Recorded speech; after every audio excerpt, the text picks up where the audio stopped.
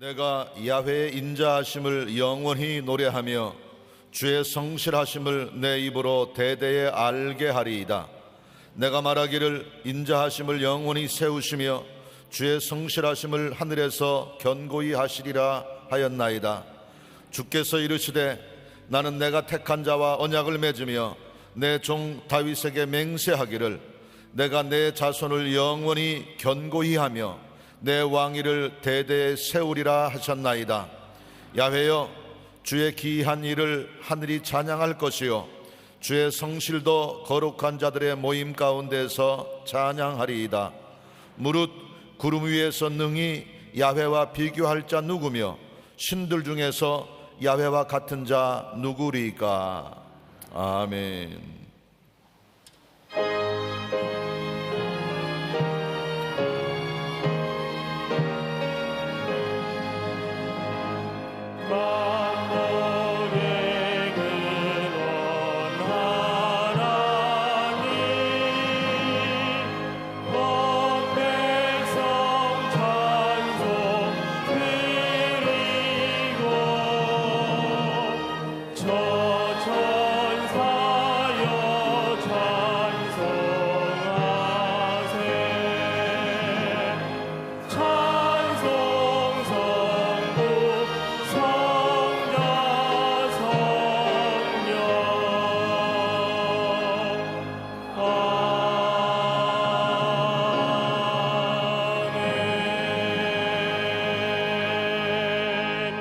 전능하사 천지를 만드신 하나님 아버지를 내가 믿사오며 그 외아들 우리 주 예수 그리스도를 믿사오니 이는 성령으로 잉태하사 동정녀 마리아에게 나시고 본디오 빌라도에게 고난을 받으사 십자가에 못 박혀 죽으시고 장사한 지 사흘 만에 죽은 자 가운데서 다시 살아나시며 하늘에 오르사 전능하신 하나님 우편에 앉아 계시다가 저리로서 산 자와 죽은 자를 심판하러 오시리라. 성령을 믿사오며 거룩한 공회와 성도가 서로 교통하는 것과 죄를 사하여 주시는 것과 몸이 다시 사는 것과 영원히 사는 것을 믿사옵나이다. 아멘.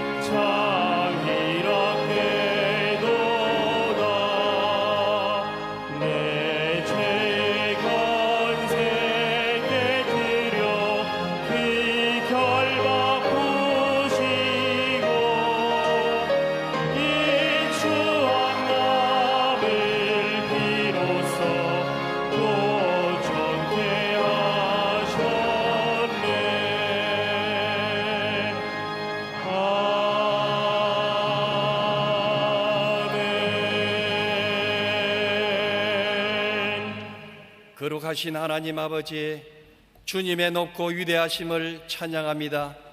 십자가 보혈로 우리의 죄와 허물을 용서하시고 구원의 은총 베풀어 주심을 감사합니다. 아버지의 영광을 위하여 지음받은 저희들이 할 수 있는 가장 아름답고 귀한 일은 주님을 찬미하며 예배드리는 것보다 더 큰 축복이 없사온데, 예배를 흠량하사 영광과 기쁨으로 받아 주옵시고 갈급한 심령들이 기뻐 감사하며 충만히 은혜 받는 거룩한 산 제사 되게 하여 주시옵소서. 오랜 가정의 날 어린이 주일을 맞이하여 우리의 가정마다 주님의 은혜와 사랑이 넘치는 복된 가정 되기를 원합니다.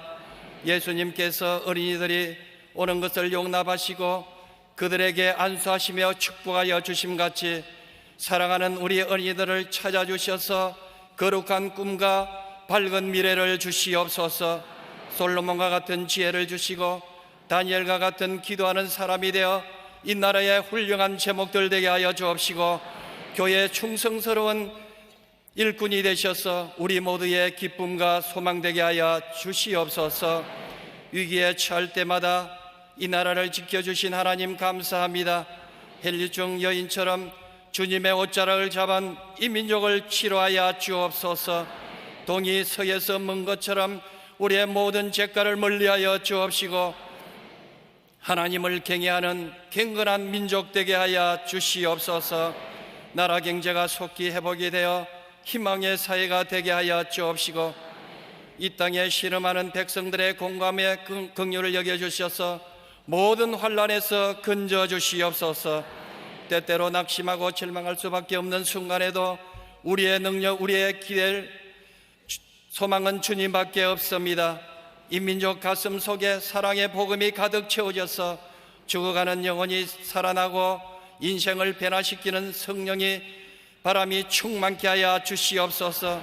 여의도 순복음교회를 통하여 이 사명 감당하게 하시고 우리의 이웃의 사랑을 전하고 베풀며 온 세계에 선교하는 교회로 하나님 영광 크게 드러나게 하여 주심을 감사합니다.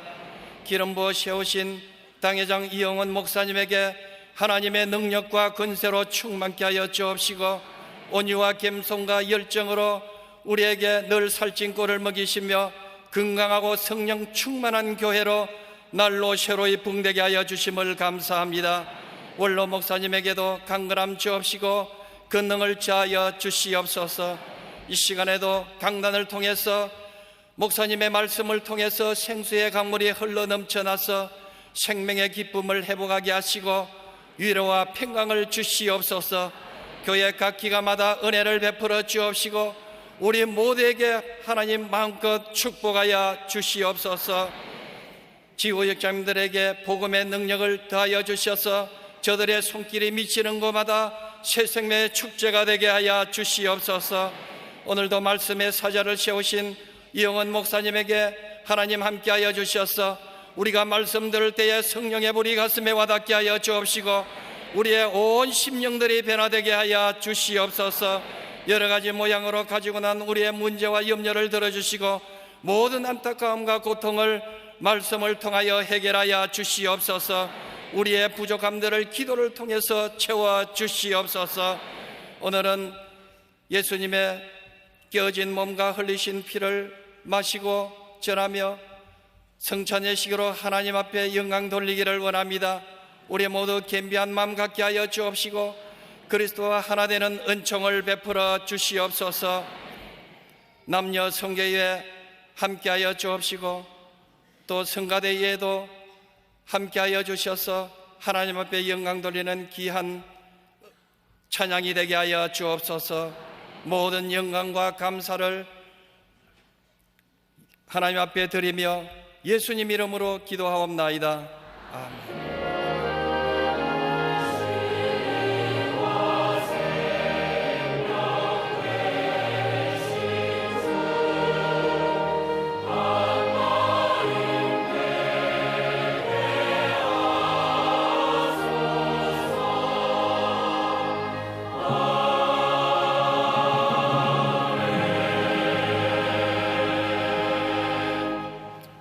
오늘 은혜 받으실 말씀은 히브리서 3장 1절에서 3절까지 말씀입니다. 히브리서 3장 1절에서 3절까지 말씀 다 같이 봉독하시겠습니다. 그러므로 함께 하늘의 부르심을 받은 거룩한 형제들아, 우리가 믿는 도리의 사도이시며 대제사장이신 예수를 깊이 생각하라. 그는 자기를 세우신 이에게 신실하시기를 모세가 하나님의 온 집에서 한 것과 같이 하셨으니, 그는 모세보다 더욱 영광을 받을 만한 것이 마치 집 지은 자가 그 집보다 더욱 존귀함 같으니라. 아멘.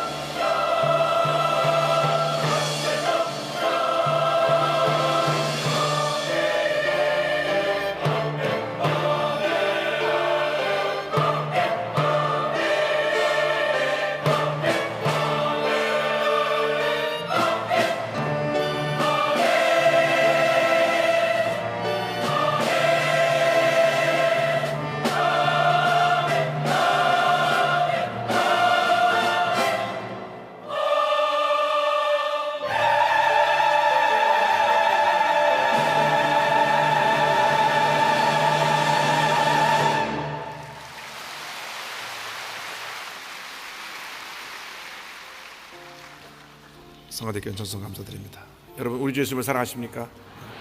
예수께서는 어제나 오늘이나 영원토록 동일하십니다. 사랑의 예수님께서 이 시간 이 자리에 우리 함께하고 계십니다. 오늘 예배를 통해서 살아계신 우리 주님을 만나는 여러분 되시기를 바랍니다. 신앙생활은 형식이나 습관이 아닙니다. 살아계신 주님을 만나는 체험입니다. 한 번도 빠짐없이 이 예배를 통하여 살아계신 주님을 만나게 되기를 바랍니다. 오늘은 5월 5일 어린이날입니다. 하나님께서 우리 가정에 자녀를 주신 것에 감사하고 또 자녀들은 부모님께 감사하는 우리 모두가 되어야 합니다. 또 이번 8일은 어버이날인데 우리 한국에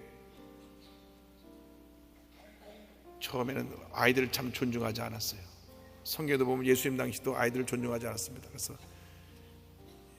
예수님께 아이들이 나오는 것을 제자들이 막을 때 예수님께서 내게 아이들이 오는 것을 막지 말라 그랬습니다. 우리 한국에서도 아이들이 존중받지 못하고 인격으로 대우받지 못할 때 소파 방정환 선생님이 어린이날을 만들어서 어린이를 잘 돌볼 수 있도록 한 것입니다. 어린이들은 우리 교회의 미래고 우리 대한민국의 미래입니다. 그래서 우리가 우리 자녀들을 주의 사랑으로 잘 돌봐야 합니다. 누군 그러더라고요. 그 어린이의 규정은 결혼하기 전까지 다 어린이라 그러더라고요. 다 주님 앞에 감사하시기 바라고요. 옆에 계신 분과 인사하겠습니다. 오늘은 참으로 좋은 날입니다.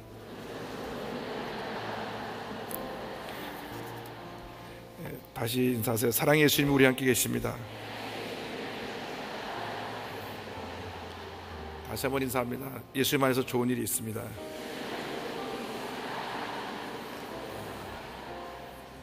무엇보다도 우리를 하나님의 자녀 삼아 주신 것을 감사해야 됩니다. 감사로 우리가 주님 앞에 나가겠습니다.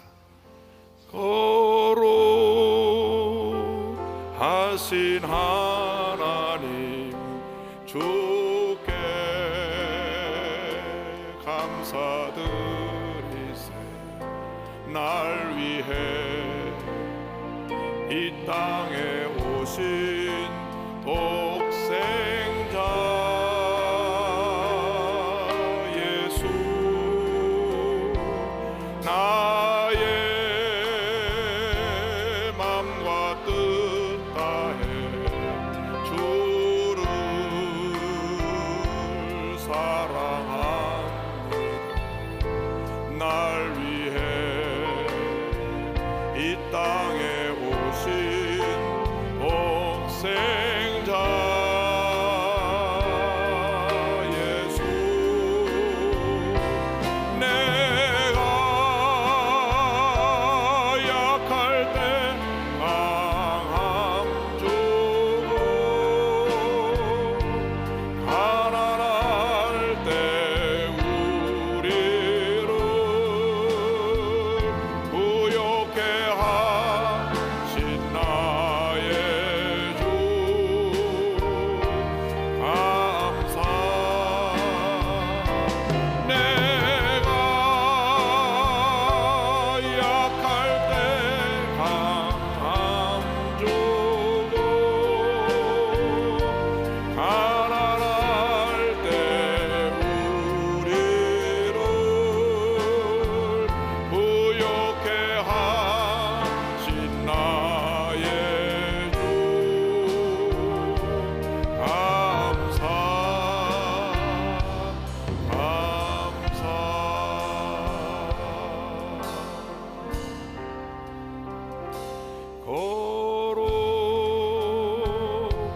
거룩하신 하나님 주께 감사드리세. 날 위해 이 땅에 오신 독생자 예수 나의 맘과 뜻 다해 주 바라봅니다. 날 위해 이 땅에 오신 복생자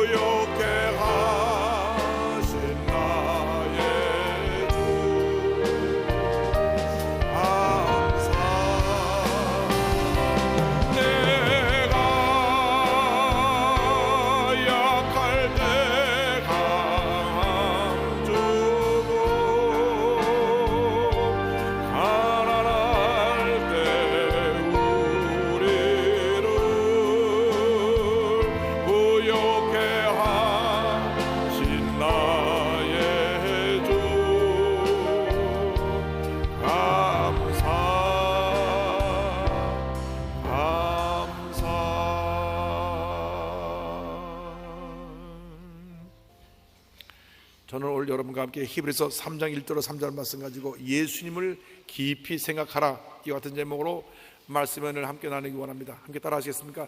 예수님을 깊이 생각하라. 예수님을 깊이 생각하라.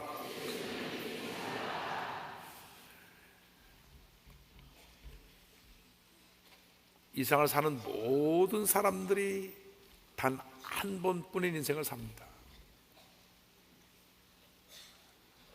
그런데 이 한 번뿐인 인생을 살아가는 많은 사람들이 내가 무엇 때문에 사는지,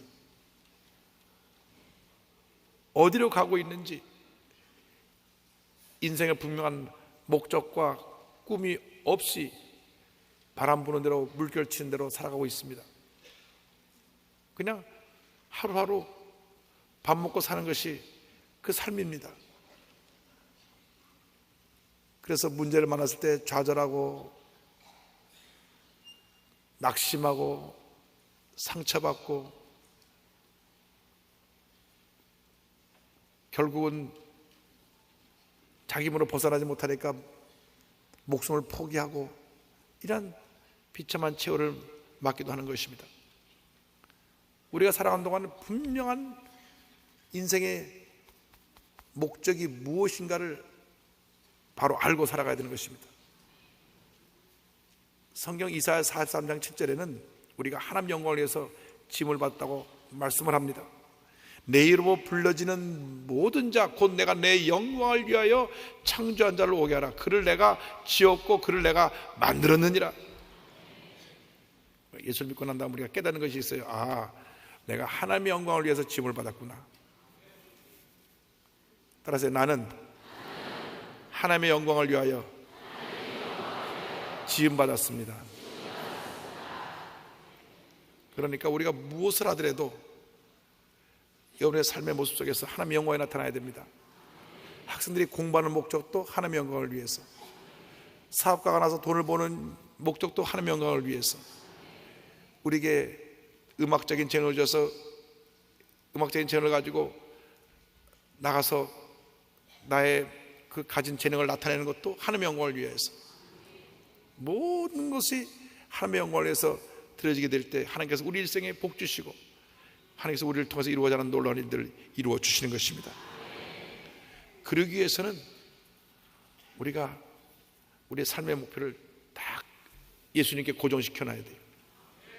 신앙생활하면서도 예수님을 바라보고 예수님만 의지하고 살면 문제가 없는데 늘 문제를 바라보고 연약한 내 자신을 바라보고 또 자꾸 뒤로 돌아봐요.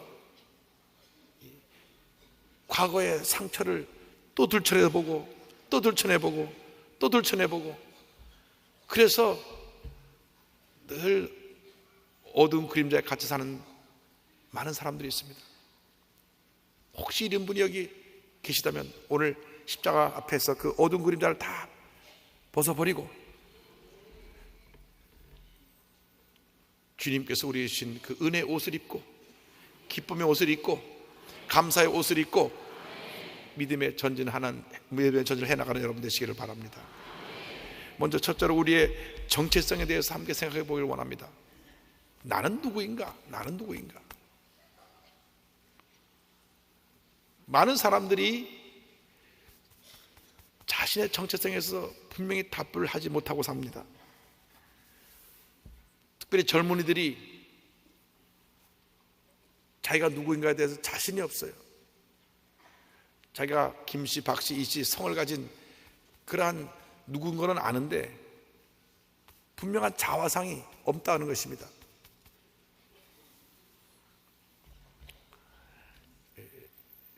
세계적인 그 대학생 선교 지도자이신 조시 맥도웰 교수를 지난주에 만나서 많은 이야기를 나눴습니다. 이분은 138개국에서 1천만 명이 넘는 젊은이들에게 강의를 하고 지금도 온 세계를 다니며 젊은이들에게 하나님의 말씀을 전하고 있는 아주 귀한 교수님이신데요.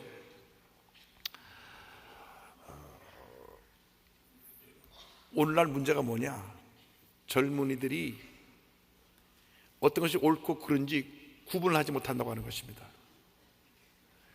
자라나는 아이들이 제일 많이 듣고 관심을 갖는 것이 선생님 말씀도 아니고 부모님 말씀도 아니고 친구 이야기도 아니고 핸드폰에서 오는 메시지라는 게. 모든 아이들이, 청소년들이 페이스북이라는 데 붙잡혀가지고 하루 종일 거기다가 글을 올리고 주고받고 트위터 하고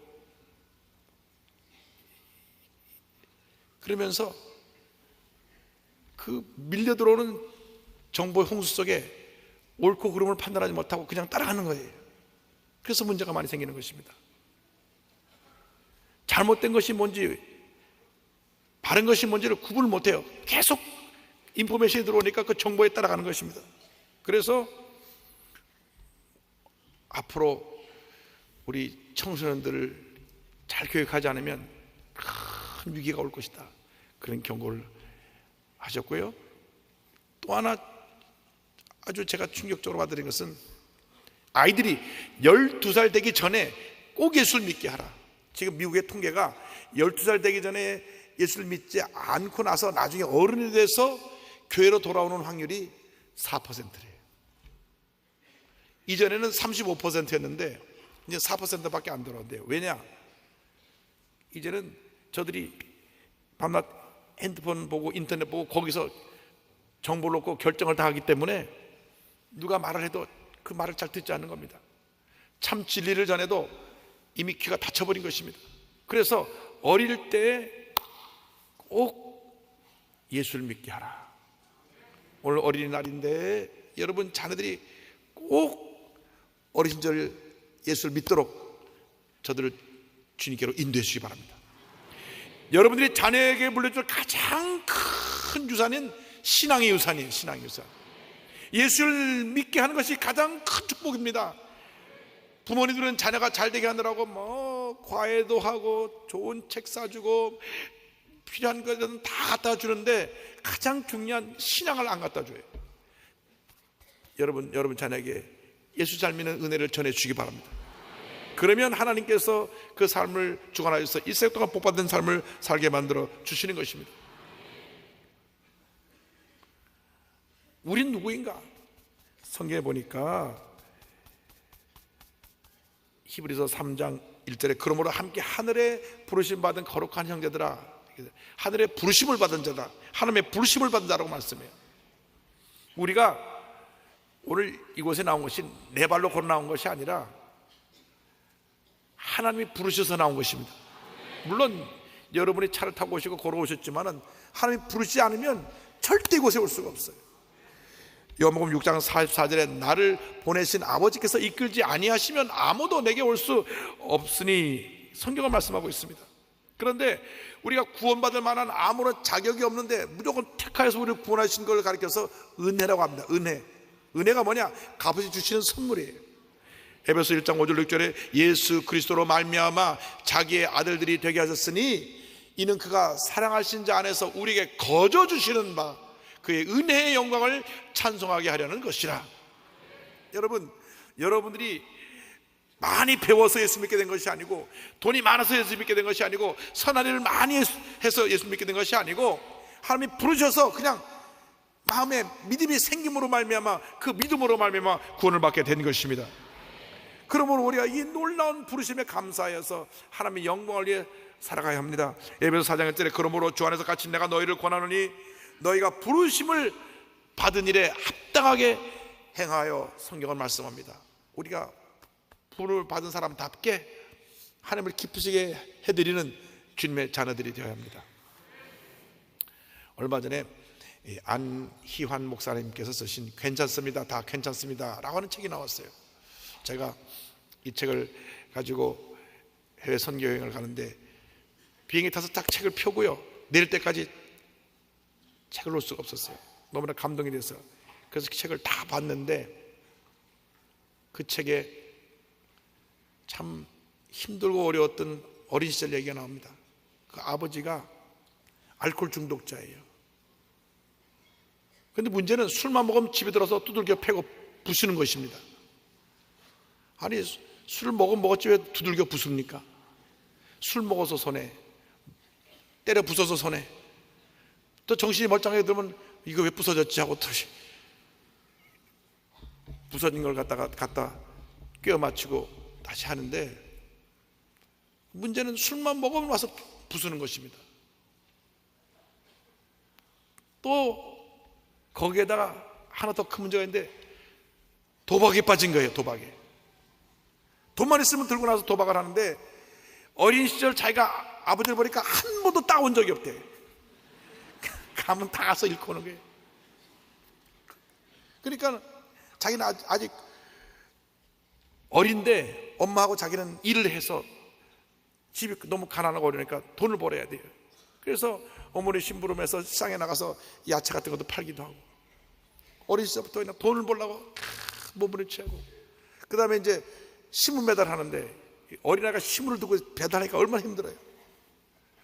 그래서 중학교 가서 자전거가 하나 생겼는데, 그러니까 참 빨리 이제 신문 배달하기 위해서 열심히 신문 배달하고, 그런데 어느 날 신문 배달하러 가는 길에 앞에 덤프트럭이 가로막혀가지고 옆으로 비껴가려고 딱 비껴서는데 저쪽에서 덤프트럭이 또 한 대가 오는 거예요. 피할 수가 없어 부딪혀서 굴러떨어졌는데, 덤프트럭이 그냥 갔더라면 문제가 없는데 이 덤프트럭이 뭐가 부딪히니까 놀래갖고 다시 뒤로 뺏겨가지고 얘 왼팔을 그냥 지나가 버렸어요. 그러니까 뭐 그 자리에서 팔이 잘라졌죠. 피가 팍 쏟아오르는데 아이가 팔을 붙잡고 막 그 덤프트럭 운전사 아저씨한테 아저씨 나 좀 빨리 병원에 데려가서 나 살려달라고. 그래서 병원에 가서 딱 기다렸는데 깨보니까 팔이 없어졌어요. 여러분, 이 장애를 갖고 있다는 것은 얼마나 마음속에 큰 절망과 고통인지 말도 할 수가 없습니다. 여러분, 장애를 가진 분들을 정말 사랑으로 잘 보살펴줘야 돼요. 이분 기록을 보면요, 사람들이 다 자기만 보면 팔부터 먼저 본대요. 절대 눈에 눈을 맞춰야지 그 사람 장애를 보면 안 돼요. 그럼 그 시선이 너무나 괴로웠대요. 버스를 타도 맨 뒷자리 팔을 왼쪽을 기댈 저 뒤끝에 왼쪽 뒤에 가서 앉아서 팔 안 보이게 하고, 사진을 찍어도 늘 끝에 서서 팔이 안 보이게 사진 찍고, 너무나 고통스러운 날들을 보내야 돼서 차라리 죽었으면 좋겠다. 그런데 이 절망에 처한 이 소년을, 한 팔을 잃은 이 소년을 우리 예수님 찾아오셨어요. 교회에 가서 살아계신 주님을 만났습니다. 그런데 그때부터 눈물로 기도하는데요, 참 그래도 이 착한 아들이에요. 보세요, 아버지 사람 만들어 달라고 기도하고, 그 다음에 자기가 팔이 없어서 병원에 오랫동안 있는 바람에 학교를 1년 다시 다니게 되는데 공부 잘하게 해달라고 기도하고, 그 다음에 자기가 교회 나가서 은혜 받았기 때문에 목사님처럼 훌륭한 설교 잘하는 목사님 되게 해달라고. 이 세 가지 기도가 다 응답됐어요. 아버님 회개하고 돌아오셔서 예수 잘 믿게 되시고, 할렐루야. 본인은 공부 잘해서 우산성을 졸업하고 그 다음 목사가 돼가지고 사역을 하시는데 시도 잘 쓰시고 예수 비전교회 담임 목사로서 참 귀하게 사역을 하고 계세요. 지금은 이제 자기가 장애를 앓고 고통을 당했기 때문에 그렇게 고통당하는 사람을 사랑으로 돌봐주고 주님께로 인도하는데 이런 고백을 했어요. 가난해도 못 배웠어도 많은 실패를 경험했어도 몸에 장애가 있어도 괜찮습니다. 괜찮습니다. 마음을 고쳐 먹으면 사람이 편하면 나머지 것들은 얼마든지 극복할 수 있습니다. 능력과 기적을 경험할 수 있는 곳을 향해 날마다 기도 여행을 떠난다면 누구나 사랑할 수 있습니다. 용서할 수 있습니다. 행복해질 수 있습니다. 할렐루야. 하나님께 모두 영광 돌립니다. 여러분, 이렇게 부르심을 받은 그 삶에 합당하게 살아가시기 바랍니다. 뿐만 아니라 우리를 거룩한 형제라고 불렀습니다. 거룩하다고 하는 것은 구별됐다는 것이에요. 세상에 살지만 세상에 구별되어서 죄에 물들지 않고 세상을 다스리며 살아가는 그러한 삶을 살아갈 것을 말씀합니다. 히브리서 2장 11절에 거룩하게 하시는 이와 거룩하게 함을 입은 자들이 다 한 근원에서 난지라. 그러므로 형제라 부르시기를 부끄러워하지 아니하시고. 이제 우리가 예수 믿고 나서 예수님 우리 큰형님 되시고 우린 동생이 되어서 주님과 함께 거룩한 삶을 살아가는 것입니다. 죄악 세상 속에 살면서도 죄 짓지 아니하고, 문제 많은 세상 속에 살면서도 문제에 빠지지 아니하고, 상처 많은 세상에서 살면서도 상처를 입지 아니하고 주님의 은혜로 살아가는 것이 바로 우리들의 모습이 되어야 합니다. 어떻게 우리가 거룩함을 받습니까? 예수님께서 우리를 위해서 흘리신 피로 말미암아 거룩함을 받습니다. 예수의 흘린 피가 우리의 죄를 낱낱이 다 씻어서 우리를 정결하게 만들어줍니다. 히브리서 13장 12절에 그러므로 예수도 자기 피로서 백성을 거룩하게 하려고 성문 밖에서 고난을 받으셨느니라. 예수의 보혈로 씻고 성령의 충만함과 말씀의 역사로 말미암아 우리는 날마다 거룩하게 되고 정결하게 되어 주님을 섬길 수가 있습니다. 데살로니가후서 2장 14절에 하나님이 처음부터 너희를 택하사 성령의 거룩하게 하심과 진리를 믿음으로 구원을 받게 하심이니 말씀하시고, 에베소 5장 20절에 이는 곧 물로 씻어 말씀으로 깨끗하게 하사 거룩하게 하시고 성령은 말씀합니다. 주님, 우리를 부르셨사오니 날마다 우리를 거룩하게 만들어 주셔서 문제 많은 세상에 나가서 문제와 싸워 이기고 절망에 처한 사람들에게 희망과 꿈을 주고 상처 입은 사람을 치료하고 용서하며 살아가는 주님의 일꾼들이 되게 하여 주시옵소서. 행복한 삶을 살게 하여 주시옵소서. 할렐루야. 따라하세요. 나는 예수님 안에서 행복합니다. 아멘. 둘째로 우리의 믿음의 대상에 대해서 함께 생각하기를 원합니다. 3장 1절에 우리가 믿는 도리의 사도이시며 대제사장이신 예수를 깊이 생각하라. 누구를요? 예수님을 깊이 생각하라고요. 예수님이 어떤 분이십니까? 믿는 도리의 사도가 되신다. 믿는 도리의 사도, 이 사도란 말은 보냄을 받았다는 뜻인데, 쉽게 설명을 하면 요즘에 대사 같은 분입니다. 대사. 그 나라의 그 모든 그 권한을 위임해서 나라를 대표해서 다른 나라가 섬기는 그런 대사 같은 역할을 담당하는 사도로, 즉 하나님 나라의 대사로서 예수님이 이 땅에 오셔서 하나님 일을 하시고 하나님 일을 완성하신 후에 저 천국에 가신 것입니다. 요한복음 6장 38절에 예수님 친히 말씀하시기를 내가 하늘에서 내려온 것은 내 뜻을 행하려 함이 아니요 나를 보내신 이의 뜻을 행하려 함이니라. 아멘. 이제 우리도 주님께서 우리를 택하여 하나님 자나 삼으시고 이 문제 많은 세상 속에 보냄을 받은 영적인 사도이기 때문에 오직 주님께서 우리를 통해서 이루고자 하는 그 놀라운 일들을 이뤄나가는 주님의 자녀가 되어야 합니다. 요한복음 20장 21절에 예수님께서 부활의 날 저녁에 제들에게 말씀하십니다. 예수께서 또 이르시되 너에게 평강이 있을지어다. 아버지께서 나를 보내신 것 같이, 따라하세요. 나도 너희를 보내노라. 할렐루야. 주님이 주님의 권세를 우리에게 부여해 주시고 보내시는 것입니다. 우리가 보통 사람이 아니라 하나님의 사람이고 하나님이 보내신 하나님의 대사고 주님이 함께하는 사람입니다. 예수님이 어디를 가든지 하나님의 권능이 임하셔서 귀신이 쫓겨나가고 병자가 고침받고 문제가 해결되고 죽은 자가 살아나듯이 우리가 가는 것마다 문제가 해결되고 상처 입은 사람이 치료받고 절망에 처한 곳에 희망을 전하고 상처가 있는 곳에 사랑을 전하는 주님의 대사로 모두가 쓰임받는 것을 잊지 마시기를 바랍니다. 주님, 날 어디로 보내든지 내가 주 앞에 쓰임받기 원합니다. 헌신하기 원합니다. 주님 함께하여 주옵소서. 서울대학교 농학과를 졸업하고 박사학위를 받은 후에 농업 전문가로 일하기를 원했던 권병희 박사님, 주님이 너는 벵글라데시로 가라. 벵글라데시로 가가지고 10년 동안 일했어요. 본인이 나귀 선교사라고, 나귀같이 무조건 순종하는 선교사라고 벵글라데시 가서 열심히 일을 하고 거기에 가나안 농문학교 분교를 세워서 젊은이들을 많이 훈련시켰더니 하나님께서 이제 그만하고 인도로 가라. 인도 캘카타로 갔어요.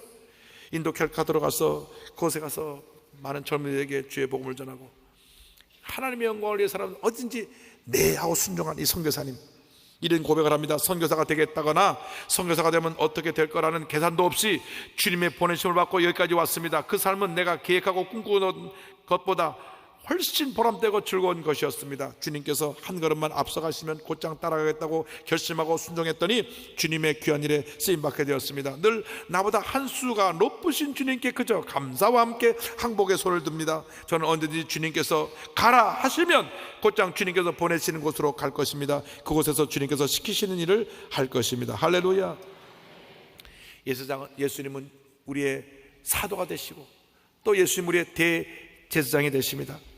대제사장은 구약시대에 1년에 한 번 온 이스라엘 백성의 죄를 사하기 위해서 짐승의 피를 가지고 지성소로 들어가는 귀한 하나님의 종입니다. 그런데 예수님은 친히 온 인류의 대제사장이 되셔서 하나님의 보좌 앞에 자신의 피를 갖고 나가신 것입니다.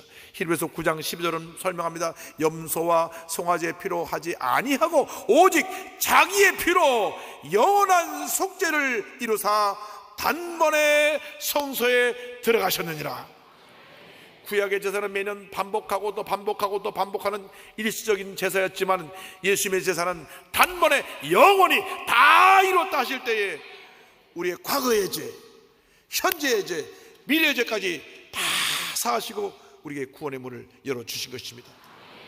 예수를 믿기만 하면 그 보혈의 은혜가 우리에게 임해서 치료받고 용서받고 새 사람 되어 하나님의 영광에 살아가게 됩니다. 히브리서 4장 14절과 15절을 말씀합니다. 그러므로 우리에게 큰 대제사장이 계시니 승천하신 이로 곧 우리 하나님의 아들 예수시라 우리가 믿는 도리를 굳게 잡을지어다. 우리에게 있는 대제사장은 우리의 연약함을 동정하지 못하시리가 아니요 모든 일에 우리가 똑같이 시험을 받으시니로되 죄는 없으시니라. 어떤 분이 그런 얘기를 해요.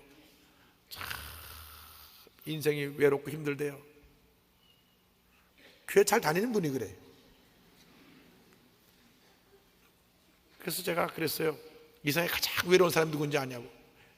역사 가운데 가장 외롭게 사셨던 분은 우리 예수님이시라고. 예수님처럼 외롭게 사신 분이 없어요. 2000년 전에 이 땅에 태어나실 때 성령으로 말미암아 잉태되어 태어났는데 그 당시 누가 이해를 합니까? 성령으로 잉태됐다는 걸 누가 이해해요? 다 이게 이상한 소리 한다 그랬죠. 요즘 뭐 시험관 아기도 있고 뭐 그 여러 가지 방법이 있으니까 아버지 없이도 아이가 태어날 수 있다는 생각을 할 수 있지만 그 당시는 상상을 초월한 일이에요. 성령으로 말미암아 잉태해서 태어났으니 동네 사람들이 다 저 예수는 잘못돼서 태어나니라고 손가락질했습니다. 태어날 때 어디서 태어났습니까? 더럽고 냄새난 마옥간에서 태어나셔갖고 누우실 침대가 없어서 말 여물통 거기에 지푸라기 깔고 누워졌어요. 참 우리 예수님 탄생을 생각하면 너무나 마음이 아파요. 궁궐에서 태어나신 것도 아니고 오늘처럼 좋은 병원에서 태어나신 것도 아니고 더러운 그 짐승의 울음소리와 냄새가 나는 마옥간에서 태어나셔서 여물통에 누우신 예수님, 자라면서도 외롭게 자라신 예수님. 예수님의 아버지 요셉은 12살 이후에 등장을 하지 않으니까 아마 일찍 돌아가신 것 같아요. 그러니까 예수님 묵묵히 아버지 뒤를 이어서 동생들 다 돌봐줘야 했어요. 요셉하고 어머니 마리아하고 난 사이에 아이들이 있었는데, 동생들이 있었는데 그 동생들 돌봤어요. 근데 동생들도 자기 형을 이해하지 못했습니다. 예수님이 나가서 보물 자라니까 미쳤다고 잡으러 왔어요. 우리 형이 밤도 혼자 외롭게 돌았구나 생각했어요. 언제 예수님의 동생들이 예수 믿었느냐? 예수님이 죽으시고 부활하신 그 다음에야 예수 믿었다니까요. 오직 예수님을 바로 안 보는 어머니 마리아밖에 없어요. 평생 예수님을 위해서 눈물로 기다며 예수님 뒤를 따랐던 어머니 마리아. 예수님 말씀하시기를 공중에 나는 새도 깃들 것이 있고 여우도 머리 둘 것이 있지만 인자는 머리 둘 것이 없다. 여우도 굴이 있지만 인자는 머리 둘 것이 없다 말씀하셨어요. 그렇게 외롭고 힘들고 어려운 삶을 사신 예수님, 마지막에 우리의 모든 죄를 짊어지시고 누명을 쓰시고 벌거벗기시고 채찍에 맞으시고 십자가 달려 피를 흘리시며 고통 가운데 들어가신 예수님. 그러니까 우리가 주님을 바라보면 얼마나 은혜가 감사한지 몰라요. 히브리서 7장 25절에 같이 말씀합니다. 그러므로 자기를 힘입어 하나님께 나아가는 자들을 온전히 구원하실 수 있으니 이는 그가 항상 살아계셔서 그들을 위하여 간구하심이라. 그 주님이 지금도 우리를 위해서 간구하고 계십니다. 여러분, 신앙생활하면서요, 주님만 의지하고 주님만 바라보시기 바랍니다. 오늘 우리가 크게 셋째로 생각했던 것이 예수님을 생각하는 삶을 살라고 하는 것입니다. 3장 1절에 예수를 깊이 생각하라. 따라서 예수를 깊이 생각하라. 예수님께 우리의 시선을 딱 고정시키고 주님만 바라보고 주님만 의지하고 주님만 믿고 주님만 따라가는 말씀인 것입니다. 여러분, 우리가 너무나 많은 것에 생각을 빼앗겨요. 제일 많이 생각을 빼앗기는 것이 뭐냐면 자기 자신의 약점, 핸디캡, 과거의 상처, 나의 문제의 모든 것을, 많은 것을 빼앗겨요. 늘 자기의 연약함을 바라보고 낙심합니다. 자기의 과거의 상처를 보고 낙심합니다. 육신의 연약함을 보고 낙심합니다. 자기가 갖고 있는 모든 상처들을 그 상처에 둘러싸여 가지고 헤어나지 못해요. 조금만 문제가 생기면 다시 약해져 가지고 또 과거로 돌아가고 또 과거로 돌아가고 또 과거로 돌아가고. 그래서 히브리서 12장 2절에 이렇게 말씀합니다. 믿음의 주여 또 온전하게 하시는 이인 예수를 바라보자. 그는 그 앞에 있는 기쁨을 위하여 십자가를 참으사 부끄러움을 개의치 아니하시더니 하나님 보좌 우편에 앉으셨느니라. 예수를 바라보자. 예수를 바라보자. 예수를 바라보자. 오늘 이게 주님 말씀입니다. 예수님을 다 내 마음의 중심에 모시고 주님만 바라보고 주님만 의지하고 나가는 여러분 되시기를 바랍니다. 찬송도 있잖아요. 언제나 주만 바라봅니다. 언제나 주만 바라봅니다. 언제나 주님만 바라봅니다. 주님의 은혜가 얼마나 감사한지. 언제나 주는 날 사랑하사 언제나 새 생명 주시나니 영광의 기약이 이루도록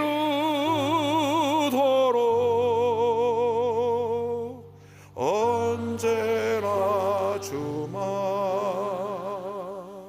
바라봅니다. 할렐루야, 할렐루야. 주님만 바라보세요. 여러분, 뭘 바라보겠어요? 너무나 힘든 삶을 살았다고요?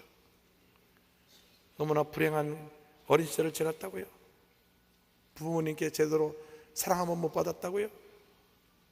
우리 주님 얼마나 우리를 사랑하시는데, 주님이 우리를 얼마나 위하고 얼마나 우리를 아끼시고 얼마나 우리를 보살펴 주시고 얼마나 우리를 위해서 지금도 간구하고 계신데, 여러분 주님 바라보세요. 주님 바라보세요. 주님은 우리 삶의 유일한 기쁨 되시고 모든 문제에 응답이 되시고 해결자가 되시는 것입니다. 주님 바라보고 죽도록 충성하고 믿음으로 나가는 우리 모두가 되어야 될 것입니다.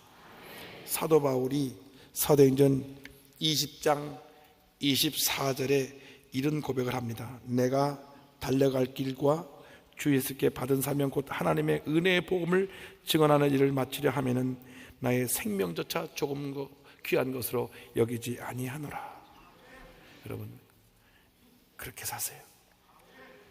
정말 주님만 바라보고 주님만 의지하고 살아가는 여러분 되시기를 바랍니다. 내 삶의 유일한 기쁨은 예수님 한 분밖에 없습니다. 주님만 바라보고 주님만 의지하고 주님만 믿고 주님만 따르기 원합니다. 여러분, 주님이 여러분을 얼마나 사랑하시는지 오늘